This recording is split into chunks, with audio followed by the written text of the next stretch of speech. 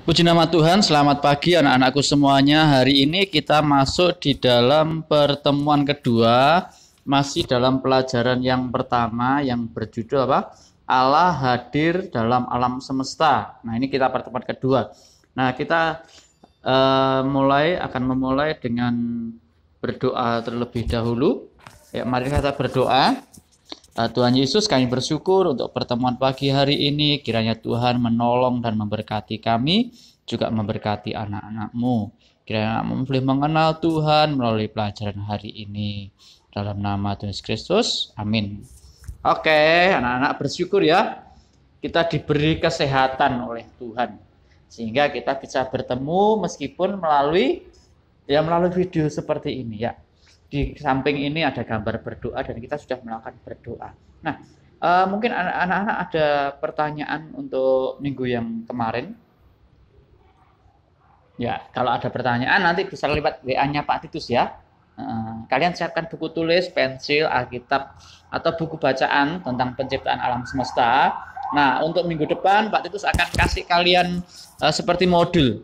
Pak Titus kasih kalian modul supaya kalian bisa belajar di rumah. Kalau tidak sempat buka video, kalian buka modul. Kalau nggak ngerti, kalian baru buka videonya. Oke, kita lanjutkan lagi. Ya,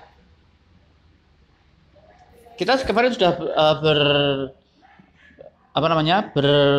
belajar tentang hari-hari penciptaan yang ada 6 hari. Hari pertama Tuhan ciptakan terang, hari kedua ciptakan cakrawala, hari ketiga Tuhan ciptakan daratan, lautan, dan tumbuhan. Dan hari yang keempat Tuhan ciptakan benda-benda langit, hewan air dan udara seperti ikan dan burung, dan juga hewan-hewan yang ada di darat. Ya,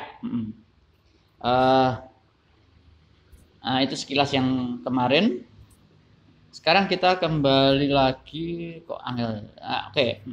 Bacaan kita tetap dalam Kejadian 1 ayat 1 sampai 11 dan Mazmur 121 ayat 6. Dan kalian sudah membaca juga di dalam Mazmur pasal yang ke-104. Oke, sekarang kita akan lihat ini.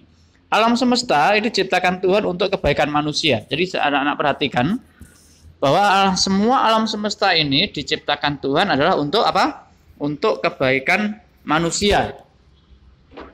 Dan contoh-contoh dalam kehidupan sehari yang bisa kita rasakan adalah apa? Ciptaan Tuhan yang bisa kita rasakan dalam kehidupan sehari-hari. Contohnya, Tuhan ciptakan terang pagi hari. Matahari bisa menyinari semua bumi, seluruh bumi, mulai pagi sampai sore hari. Ada belahan bumi yang pagi, ada belahan bumi yang sore, siang, dan malam. Nah, matahari itu berguna selain untuk menerangi bumi juga banyak lagi kegunaannya. Kalau kalian, contohnya kalian itu mengeringkan baju, itu juga menggunakan sinar matahari meskipun ada mesin pengering. Tapi kebanyakan tetap menggunakan sinar matahari. Nah, petani garam itu juga. Jadi membuat garamnya, prosesnya itu juga pakai sinar matahari. Nah, malam itu ditandai dengan hadirnya tenggelamnya matahari, dan biasanya kalau malam itu ada bulan dan juga ada bintang-bintang. Nah, terus terang inilah yang membuat manusia memahami waktu untuk bekerja atau waktu untuk istirahat. Jadi adanya terang, siang, dan malam itu membuat manusia paham bahwa kapan dia harus bekerja dan kapan dia harus beristirahat. Pada zaman dahulu, orang bekerja tetap pada waktu hari siang, tetapi malam mereka beristirahat. Tetapi sekarang tidak lagi. Sekarang ada orang yang bekerja waktu malam pun mereka masih tetap bekerja. Oke, terus cakrawala atau langit, karena itu diciptakan Tuhan pada hari yang keberapa? Cakrawala, masih ingat? Ya, benar, pada hari yang kedua. Nah, pada hari yang kedua Tuhan menciptakan cakrawala. Itu cakrawala atau langit berfungsi membatasi air yang di atas, yang di bawah. Yang di bawah itu air yang di bumi, yang di atas itu air yang di udara. Contohnya apa? Contohnya mendung. Ya, awan. Nah, awan itu sebenarnya itu air, tapi menjadi uap air tetap nanti turun menjadi hujan. Langit itu tempatnya benda-benda penerang seperti bulan, matahari, dan juga bintang. Oke, bolak-balik ya. Matahari berguna, nah ini Gunanya matahari bisa menjemur baju, maksudnya mengeringkan baju, menjemur ikan asin. Kalau sekarang caring ya, jam 10 gitu caring, membuat badan kita sehat. Nah itu matahari itu bukan menghasilkan vitamin D, tapi merangsang timbulnya vitamin D yang ditimbulkan oleh tubuh. Jadi tidak menghasilkan vitamin B, tapi sinar matahari pagi itu merangsang tubuh untuk memproduksi vitamin D. Tumbuhan untuk Tuhan menciptakan tumbuhan juga untuk kebutuhan manusia. Tumbuhan bisa menghasilkan oksigen, selain bisa untuk dimakan ya. Lanjut lagi, hewan juga diciptakan untuk kebutuhan manusia, bisa dikonsumsi daging, susu, telur, bulunya, buat kemucing itu bulu ayam, buat apa? Bulu tangkis itu bulunya angsa. Terus ada lagi laut. Nah, laut bisa untuk transportasi, juga bisa untuk wisata. Kalian juga bisa sebutkan yang lain. Apa fungsi tumbuhan yang lain? Apa fungsi hewan-hewan yang lain? Kuda, diambil tenaganya. Terus apa lagi? Monyet, buat sirkus, tanda monyet, tanda bedes itu. Itu kan itu fungsinya buat manusia sehingga kamu terhibur. Laut, apalagi selain transportasi dan wisata. Sumber daya laut. Nah, diambil ikannya. Untuk kalian makan, boleh juga. Daratan bisa untuk tempat hidup manusia, tempat bercocok tanam, tempat tinggal hewan, tempat hidup tumbuhan, dan lain sebagainya. Jadi semua ciptaan Tuhan itu sangat berguna bagi manusia.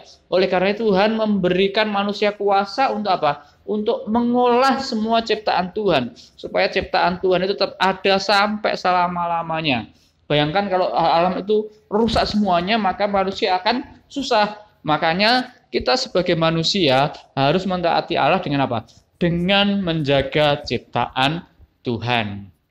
Oke, nah ini tugas-tugas kalian, membuat video yang berisi, membuat contoh hidup mengasihi alam ciptaan Tuhan. Contohnya apa? Contohnya menyiram tanaman, contohnya. Jangan lupa juga menyebut nama. Jadi kalian membuat video gini, halo selamat pagi atau selamat siang, shalom. Saya akan memberikan sebuah contoh hidup mengasihi alam. Contohnya menyapu halaman. Nah, kalian nyapu itu kamu foto atau kamu syuting. Waktu menyiram tanaman itu kamu syuting gitu ya.